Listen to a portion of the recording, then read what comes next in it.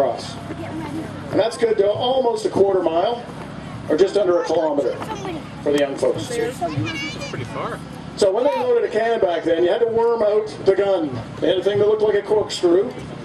And that would take out whatever remained of the burning charge bag, usually made out of felt, and that would pull out the remains of the burning bag. You do that a couple times, get the worst of it out. So it's just like a big corkscrew. And there you go, you pulled out the remains of the last charge they fired. Now there's a little hole at the back of the gun, and they usually stop that up. And then a fellow with a big sponge, kind of looks like a huge Q-tip, you wet the end of the sponge, and you make sure the soldier at the back of the cannon covers up the little touch hole, and you put the sponge rammer down. Now people think, well, the water would put out any burning embers. Well, that's true, and it cools off the cannon a little bit. But they knew even back then that when you pull out a wet sponge and it makes suction inside the cannon barrel, it creates a vacuum, and that puts out any burning embers from the last time they fired the cannon.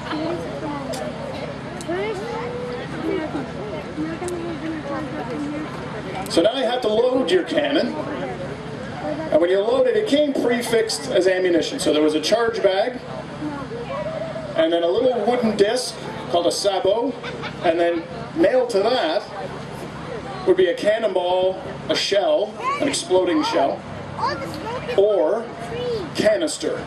And that's usually what field gunners fired, because it was good again to almost a quarter mile, and you could unleash a whole tin can full of iron golf balls, or even more iron musket balls.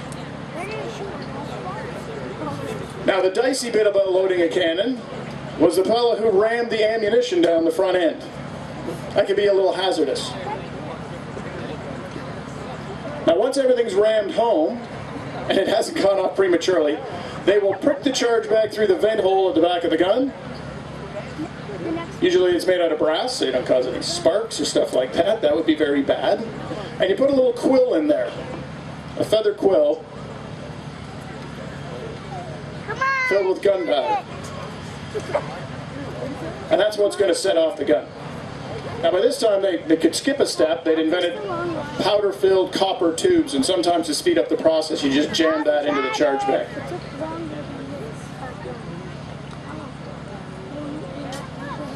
And at this point they're ready to fire. So what they have is a linstock, and you can see that sailor coming forward, and it's got a burning rope on the end. Touch that to the cannon, and it goes off. Hey, we tricked you. That's great. Everybody had their ears plugged. That was just a practice run. Pretty good, eh? So now the crew is going to go through the load drill. So you worm the piece.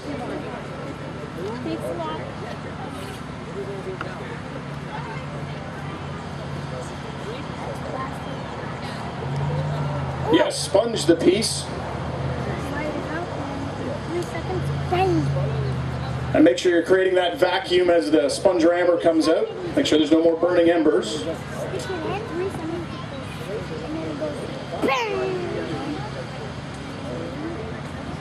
And they just do it again as a double check.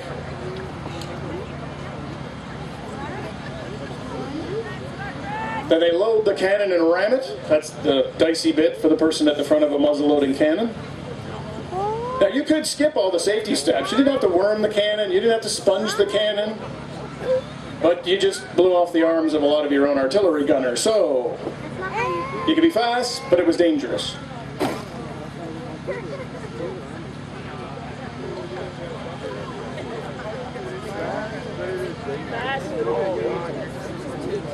And the gunner at the rear pricks and primes the charge inside the tube of the gun.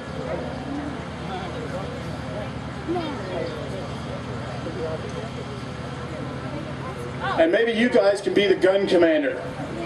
So when they say they're ready, on the count of 3, you're going to yell fire. Got it? 1, 2, 3.